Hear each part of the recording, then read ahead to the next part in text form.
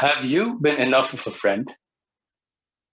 Fellow Toastmasters, what makes a good friend? What makes that friend your best friend?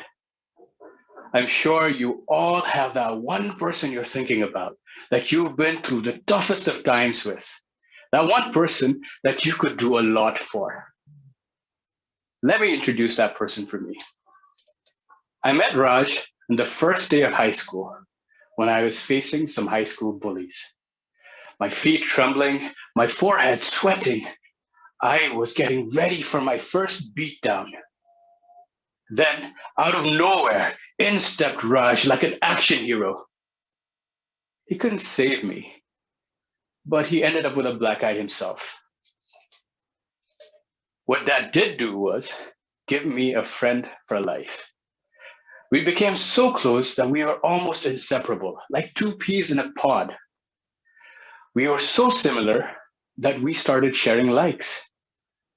My favorite song became his favorite song.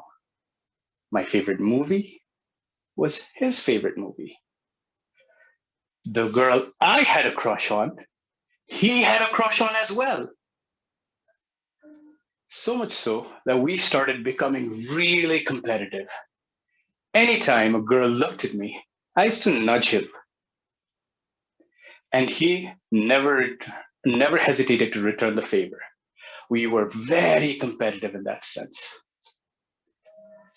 You see, early 2000s was a time before technology had actually ruined chivalry. It was a time of elaborate expressions of love, a time when we used to carve our crushes' heart names in hearts on bathroom doors, when our best friends became messengers, delivering us letters from our secret admirers. So when Raj delivered me my first letter, you could only imagine how elated I was. I was over the moon, partially because I get to make Raj jealous now. To avoid the embarrassment, he walked away.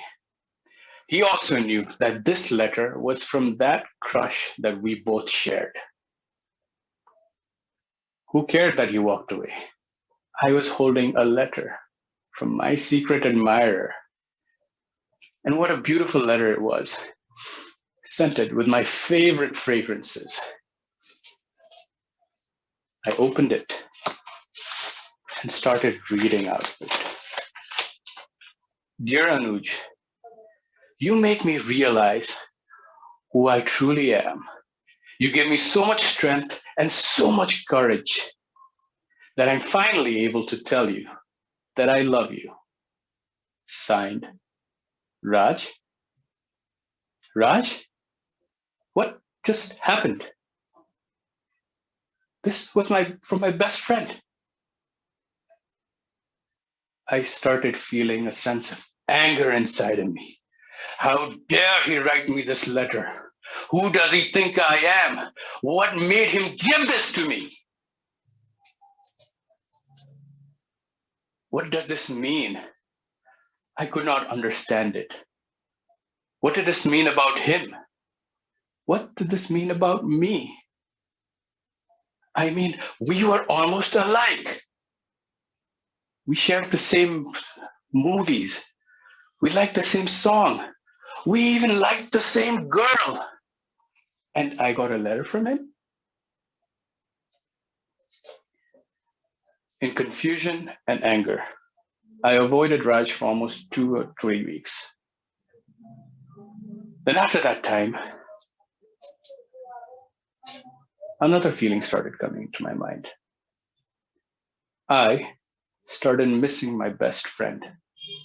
That friend that had stood up to bullies for me. That friend that had always been there for me. That friend that had done nothing wrong. Why was I avoiding him? Because he was in love? He'd mentioned in his letter how much courage he had. I never had that kind of courage. I couldn't even tell the girl I liked that I loved her. And he had so much courage to tell me I started feeling really sorry. And I apologized to him. You see, love is love, regardless of what form or shape it is in. We all deserve love. And if your friend is in love, you should be able to be okay with it. Dear audience and fellow Toastmasters, we live in a time today where talks about sexuality has increased. And we have learned to accept it, maybe only in movies. But there is a difference between accepting it and supporting it. How would you react if your friends came out to you? What would you do if a family member came out to you? What would you do if your children came out to you? Would you accept it? Would you be able to support it? Would you be okay with their expression of love? Fellow Toastmasters, supporting is more about making them comfortable. We have to understand that when somebody comes out to you, they are taking a huge step and trusting you. So, I ask you this question. If somebody comes out to you, would you be able to be a friend enough? Contest chair.